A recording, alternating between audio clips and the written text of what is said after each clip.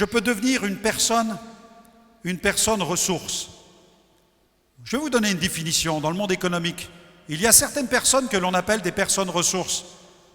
Et avec l'expérience, vous êtes certainement devenu, dans le domaine de votre entreprise, une personne que l'on appelle une personne ressource. C'est quoi une personne ressource? C'est une personne qui a des compétences, des connaissances qui viennent de son expérience ou de sa formation dans un domaine tout à fait particulier et à laquelle on va faire appel pour toute question qui relève de ce domaine. Il arrive des moments où le patron vous appelle et vous dit « J'ai besoin de vous, j'ai besoin de vos conseils, j'ai besoin de votre expérience, j'ai besoin de ce que vous savez pour bénir le service au sein duquel vous êtes, pour bénir tous ceux, pour être en bénédiction à tous ceux qui sont autour de vous. » Vous devenez alors une personne qui porte en elle-même de nombreuses ressources et vous allez être en bénédiction.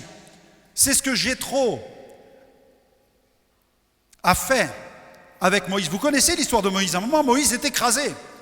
Le peuple vient et il lui demande des arrêts de justice, des décisions qui vont toucher le domaine moral, le domaine familial, le domaine spirituel. Donc il va être débordé. Moïse va être débordé par les problèmes, il va être accablé de problèmes. Et qu'est-ce qui se passe? Eh bien, le beau-père Jéthro va venir. Et Jéthro va venir discuter avec lui. Il te dit, si tu ne t'organises pas, si tu ne structures pas le pays, si tu ne mets pas en place des leaders, des responsables, tu n'y arriveras pas, tu vas t'écraser. C'est un conseil de sagesse. Et Jéthro, ce jour-là, a été une personne ressource pour lui. Il y a pas mal d'années, un jour, le maire d'une ville m'a appelé. Il m'a dit, monsieur le pasteur, est-ce qu'on pourrait se voir? Je dis, ok, pas de problème. Il m'a fixé un rendez-vous, je suis allé voir le maire. Et quand je suis entré dans son bureau, je me suis demandé ce qu'il voulait. Franchement, je me suis posé un peu toutes les questions dans ma tête. Première chose, tu dis, qu'est-ce que j'ai fait? Vous dites, on a fait quelque chose qu'il ne faut pas, qu'est-ce qui se passe? Ça remonte à vraiment pas mal d'années. Et puis, je suis là dans son bureau, assis en face de lui. Et puis, il commence à me raconter sa vie. Il me dit qu'à une certaine époque, avant d'être maire, il était directeur dans une grande entreprise d'automobile. Il était à la tête d'une grande entreprise automobile. Et je me disais, mais qu'est-ce que je fais devant un maire qui a été dans le passé à la tête d'une grande entreprise automobile, moi qui suis pasteur? Et puis là, en face de moi, il commence à me parler des échecs qu'il a connus, de la dépression par laquelle il est passé. Et il me dit, j'ai besoin de vos conseils parce que voilà ma vie, voilà ce que j'ai vécu. Et il me dit, mais je voudrais savoir comment vous formez vos leaders et comment vous vous entourez de responsables. C'était sa question. Vous imaginez, vous avez quelqu'un du monde séculier qui vous appelle pour vous poser de telles questions. Et Jéthro est venu pour donner ce conseil. Dans ces moments-là, vous devenez la personne ressource. Quand vous êtes rempli du Saint-Esprit, que vous devenez une bénédiction dans votre service, que la faveur de Dieu est sur vous, le chef de service vous connaît. Et quand il y a des tensions, quand il y a des crises, il commence à parler avec vous. Et il va venir chercher des conseils auprès de vous, parce qu'il sait que vous êtes une personne qui avait reçu une sagesse tout à fait particulière. Je peux devenir vraiment une personne ressource. Je peux aussi devenir un agent économique. Regardez ce que la Bible déclare. Vous allez lire un passage dans Éphésiens. Prenez Éphésiens 2:10. On est toujours dans ce deuxième point. Éphésiens 2:10. Dans Éphésiens 2:10,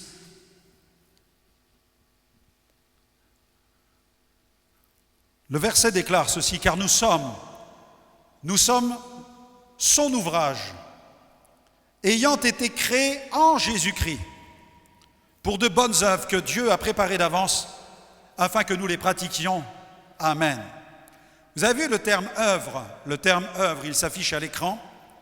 Il était traduit du grec ergon. Ergon.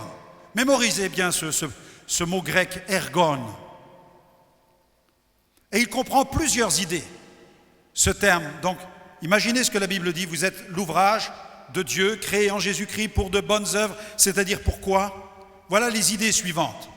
Pour des œuvres, pour des actions, vous avez été créé pour des œuvres, vous avez été créé pour des actions, vous avez été créé pour des tâches, vous avez été créé pour des ouvrages, vous avez été créé pour accomplir du travail, pour accomplir des affaires, vous avez été créé pour fonder des entreprises, de l'artisanat, de l'art ou toute espèce de création. Voilà ce que le mot, voilà de quelle manière le mot pourrait tout à fait être traduit dans le mot œuvre. Vous avez tout cela, ergon, ergon. Cela signifie qu'il y a de la place pour chacun d'entre nous. Dieu a préparé d'avance des œuvres. Dieu a préparé d'avance pour chacun d'entre nous. Pour l'un, ce sera un ouvrage à réaliser. Pour un autre, des tâches à accomplir, un métier à accomplir.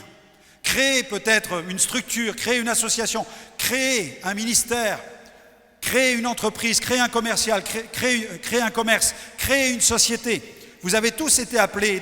Dans ces œuvres, il y a le potentiel de toute cette manifestation de la gloire de Dieu au travers de Jésus, au travers de l'action du Saint-Esprit. Ces œuvres constituent votre plateforme. C'est votre plateforme pour annoncer l'Évangile dans le monde. Vous êtes des agents et c'est pourquoi Dieu désire que vous puissiez accomplir ces choses. Regardez dans la parole de Dieu. Vous l'avez dans toute la Bible. Noé, par exemple. Noé va bâtir une arche. Là, je défie quiconque de se lancer dans un projet semblable au sien. Vous imaginez l'arche qu'il a construite. On ne va pas entrer dans les détails sur les mesures, mais c'était un travail titanesque, gigantesque. Un homme ne pouvait y suffire, mais parce que Dieu lui avait dit, Dieu l'a fait, et il a bâti cette arche. La crise est arrivée, l'une des crises les pires que l'humanité ait connues, puisque le monde a été noyé. Pourtant, il a bâti cette arche. Et les animaux sont rentrés deux par deux à l'intérieur. Sa famille aussi a été sauvée au travers de l'eau. Et un jour, le bateau a touché la rive, l'eau a disparu et il a dû entrer dans un monde nouveau. Et avec sa famille, ils sont devenus une famille de bâtisseurs, de maçons, d'architectes. Il fallait bien reconstruire tout. Mais Dieu les a utilisés pour cela. Noé a été utilisé dans ce domaine. Josué a pris possession du pays. Il entre dans le pays promis, il doit le nettoyer de toutes les populations barbares. Il entre avec le peuple d'Israël qui a tourné pendant 40 ans dans le désert. Et à l'intérieur du peuple, il y a des maçons, il y a des bâtisseurs, il y a toutes sortes d'emplois, des artisans, des ouvriers, des façonneurs. Ils ont traversé le désert, ils ont touché au métal, ils ont touché au bois, ils ont touché aux bijoux, parce qu'ils avaient aussi la responsabilité de l'entretien du tabernacle, de l'entretien des tentes pour y abriter les familles quand ils entrent dans le pays de Canaan. Tous ces corps de métier se mettent au travail pour conquérir le pays, mais aussi le posséder et lui permettre de connaître la prospérité. Nous avons parlé de Moïse, nous avons parlé de Joseph, Josué, Néhémie. Regardez Néhémie, qui a été déporté quand il retourne à Jérusalem. Il devient le bâtisseur des murailles, il restaure les murailles, les portes ont été consumées, elles ont été embrasées. Il faut reconstruire les murailles de Jérusalem parce que le peuple va revenir, parce que le temple va refonctionner, parce qu'il va falloir rendre à Dieu son adoration.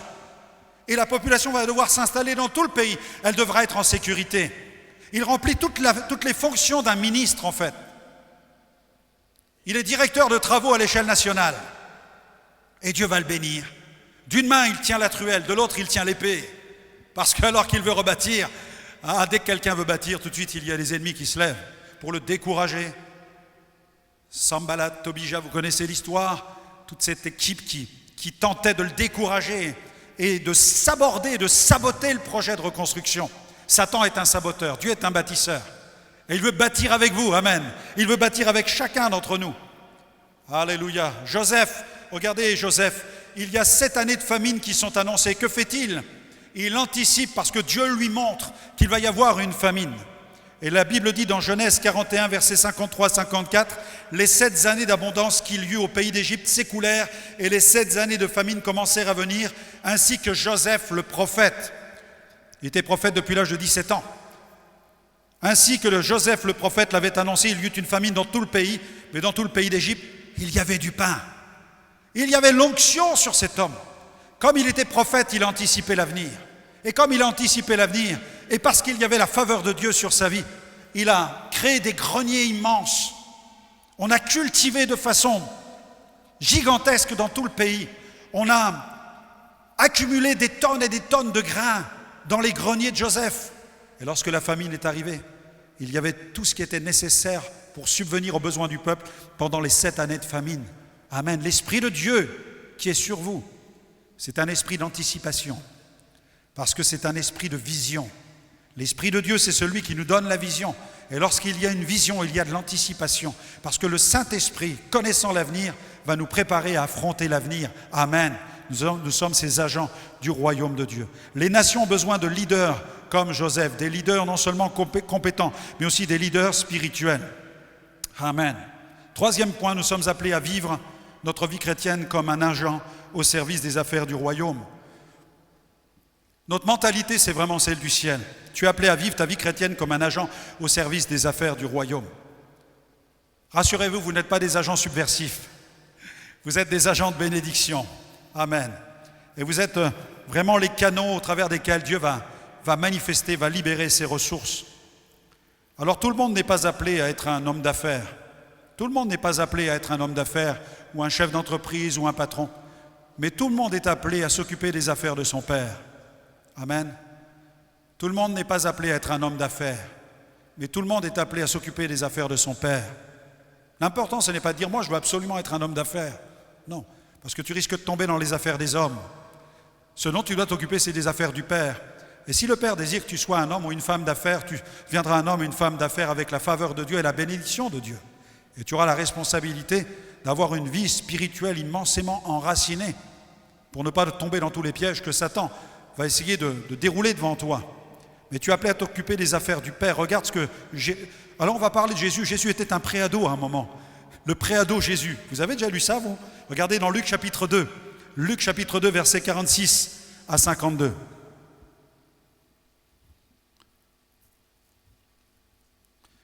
Il a 12 ans, on le présente au temple.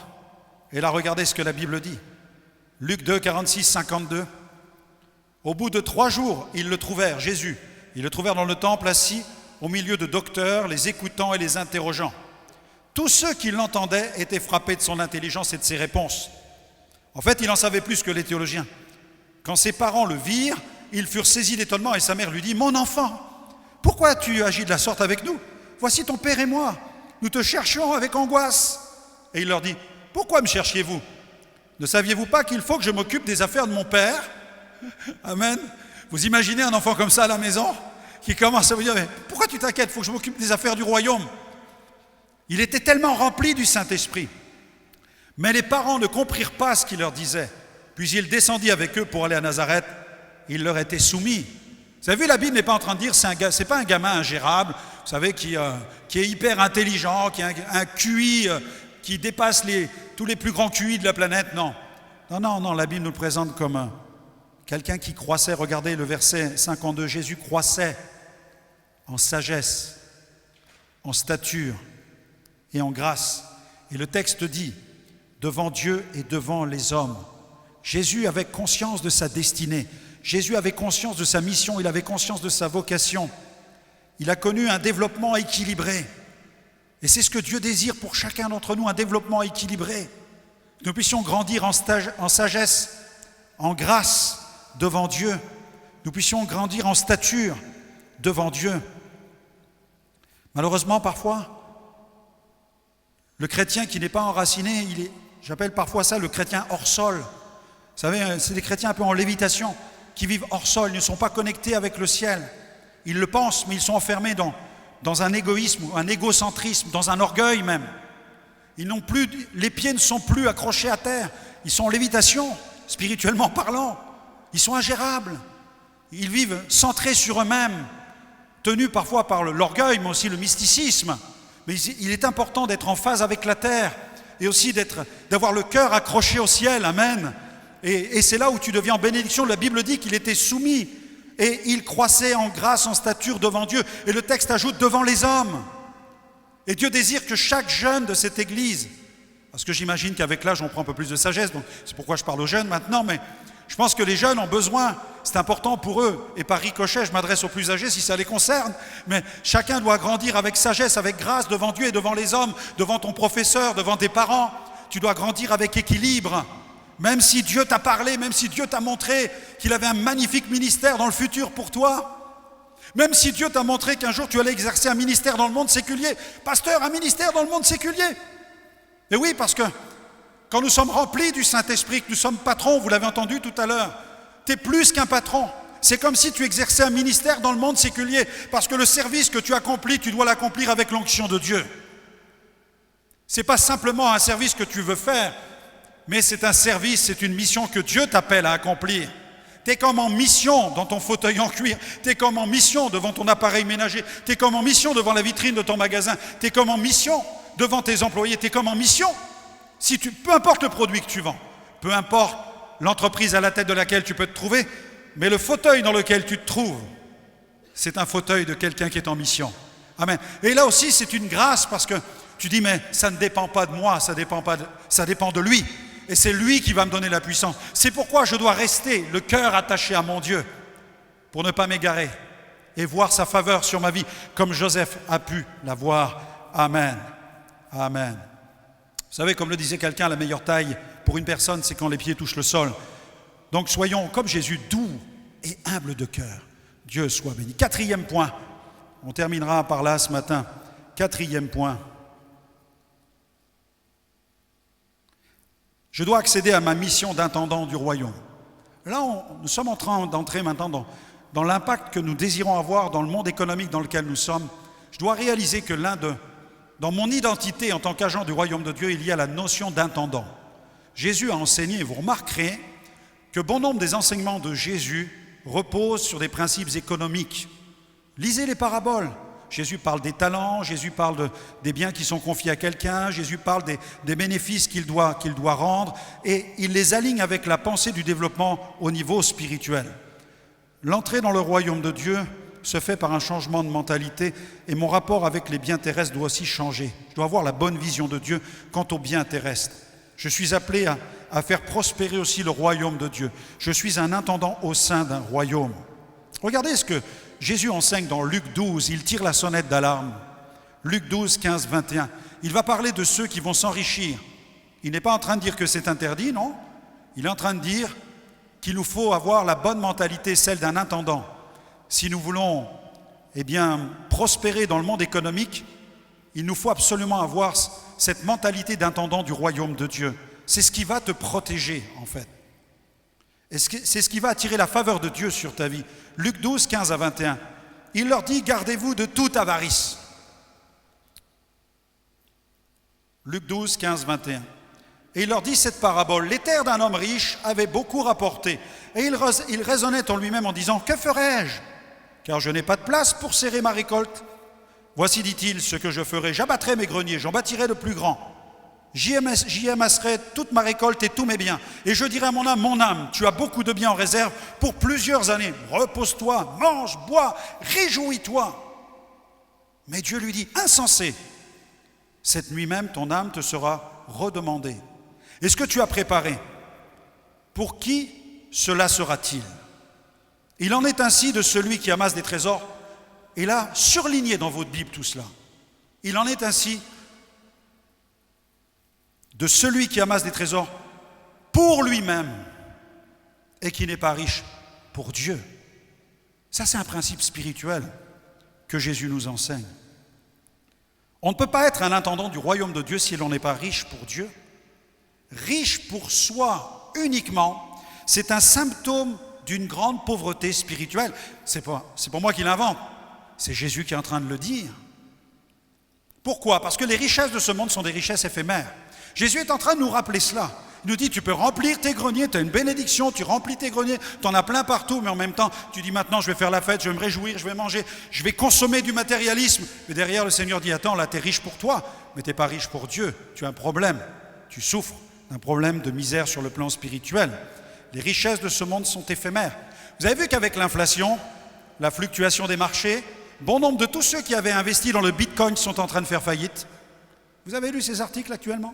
Certains qui ont accumulé des millions et des millions avec le Bitcoin. Aujourd'hui, ils sont en train de faire faillite.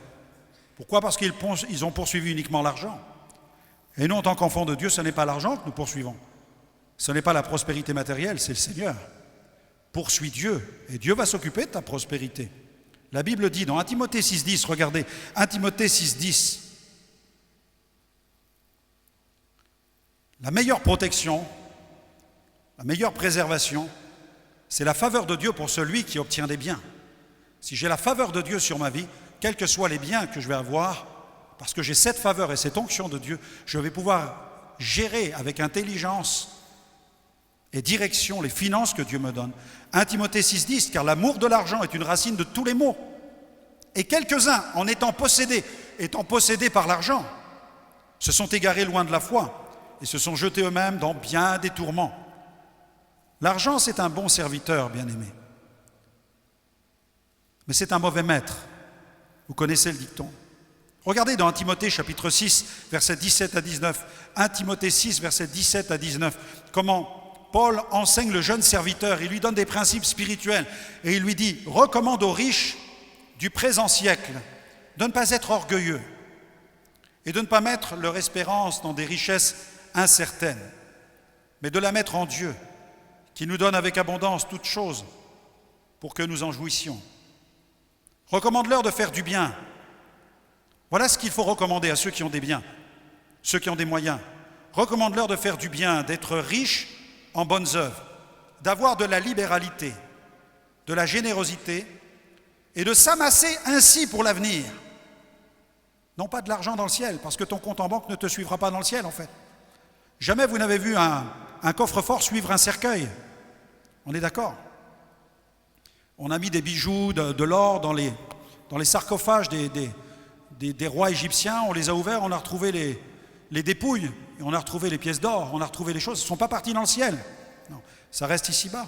Recommande-leur de faire du bien, d'être riche en bonnes œuvres, d'avoir de la libéralité, de la générosité, de s'amasser ainsi pour l'avenir un trésor placé sur un fondement solide. Si tu pratiques la générosité, si tu pratiques la libéralité, Dieu est en train de te dire, c'est bien mon fils, c'est bien ma fille, regarde, tu es en train d'amasser quelque chose qui est solide là. Waouh!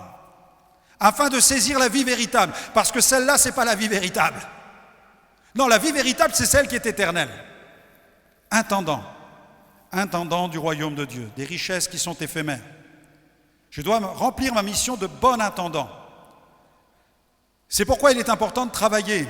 Intendant pour ma famille, premièrement. La Bible dit ceci dans 1 Timothée 5,8. 1 Timothée 5,8. La Bible dit, et puis un autre passage le dit, si quelqu'un ne veut pas travailler, qu'il ne mange pas. Vous savez, vous avez des gens, ils ne veulent pas travailler.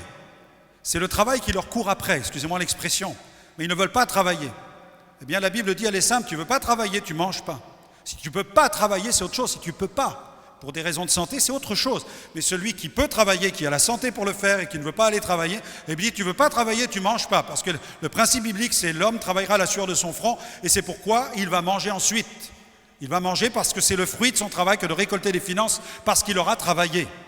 Mais là, dans 1 Timothée 5,8, il est écrit, si quelqu'un n'a pas soin des siens, et principalement de ceux de sa famille, il a renié la foi, il est pire qu'un infidèle.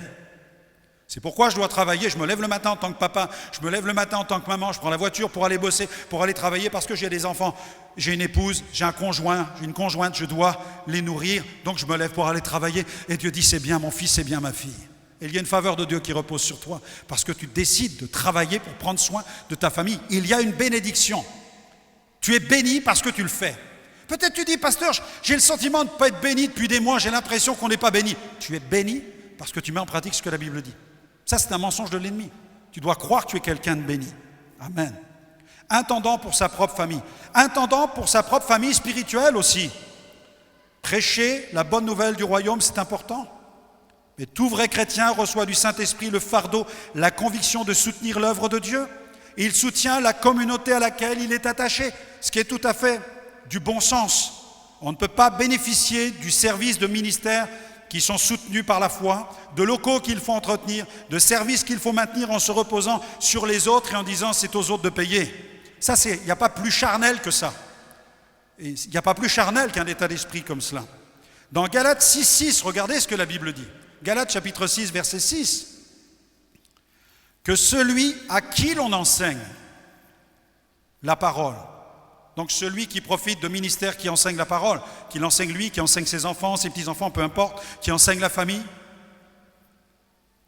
que celui à qui l'on enseigne la parole fasse part de tous ses biens à celui qui l'enseigne. Ne vous inquiétez pas, je ne vous demanderai pas votre voiture ni votre maison. Fasse part de tous ses biens. Donc là, la Bible est en train de dire, pourquoi? Vous savez pourquoi? Parce qu'il y a une époque, il y a des ministères qui fonctionnaient, qui n'avaient pas de toit sur leur tête. Ils n'avaient pas de maison où manger. Les apôtres ont tout laissé pour servir Dieu. Vous imaginez le prix qu'ils ont payé? Ils laissèrent tout et le suivirent. C'est pourquoi l'apôtre Paul, c'est de quoi il parle quand il s'est lancé aussi lui-même dans le ministère. Puisque certains ont dû bénéficier de l'hospitalité pour avoir un toit sur leur tête. Une chambre, manger, se nourrir, se laver, Donc c'est quelque chose qui réclame aussi des moyens financiers. Et ils ont été bénis de cette manière. Vous avez un autre passage dans 1 Corinthiens chapitre 9, versets 9 à 14. 1 Corinthiens 9, versets 9 à 14. C'est important que nous réalisions que même avec la crise économique aujourd'hui, tout augmente. Pour vous, mais comme pour l'Église aussi. Comme pour l'Église. Les factures vont augmenter dans l'Église. Le local, on l'a chauffé depuis ce matin 6 heures pour que vous puissiez être dans un endroit acceptable, correct. Tout cela, ça ne fonctionne pas par l'invisible en fait, mais par le matériel, l'engagement. Et votre engagement, frères et sœurs, il est important. Et je bénis Dieu, je vous remercie pour ce que vous faites pour votre Église, pas pour moi, mais pour votre Église. Vous le faites pour votre communauté, afin qu'elle puisse continuer à avancer. 1 Corinthiens 9, versets 9 à 14, « Car il est écrit dans la loi de Moïse, tu n'emmuselleras pas le bœuf qui foule le grain. » C'est-à-dire quand un bœuf est en train de fouler le sol et qu'il y a du grain devant lui, tu ne dois pas l'emmuseler pour dire « Non, ce n'est pas pour toi, c'est pour les autres. » Non, mais parce que tu travailles, tu dois te nourrir du travail que tu accomplis. C'est ce que la Bible nous enseigne ici. Dieu se met-il en peine des bœufs, ou parle-t-il uniquement à cause de nous? Oui, c'est à cause de nous qu'il a été écrit que celui qui laboure doit labourer avec espérance, et celui qui foule le grain fouler avec l'espérance d'y avoir part. Si nous avons semé parmi vous les biens spirituels, est-ce une grosse affaire si nous moissonnons vos biens temporels? Si d'autres jouissent de ce droit sur vous, n'est-ce pas plutôt à nous d'en jouir? Mais nous n'avons point usé de ce droit, au contraire, nous souffrons tout, afin de ne pas créer d'obstacle à l'évangile de Christ. Pourquoi? Parce que des églises ne voulaient pas soutenir l'apôtre Paul. Des églises ne voulaient pas.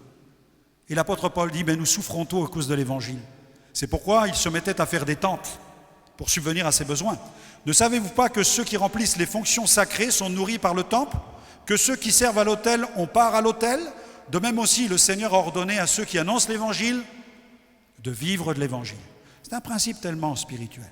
Nous l'avons vécu, nous avons vécu cette bénédiction et nous prions qu'elle continue, bien entendu avec Liliana. Nous nous sommes convertis en 85, nous avons répondu à l'appel au ministère en 1988. Nous sommes dans le ministère à plein temps depuis 1994. Nous avons renoncé à des plans de carrière depuis 1988, donc depuis 34 ans. Nous avons visité 50 pays pour prêcher l'évangile. Et nous avons vécu différentes saisons dans le ministère. Celui de pionnier d'implantation d'église, celui d'évangéliste national, international, de téléévangéliste, de pasteur et de ministère de renouveau. Mais nous avons vu comment le Saint-Esprit a travaillé pour qu'il nous permette de créer des œuvres. L'implantation de Romilly-sur-Seine, c'était une grâce. Mais nous avons vécu la provision de Dieu avec mes parents dès le départ de notre conversion. Nous avons vu comment Dieu est capable d'ouvrir le ciel.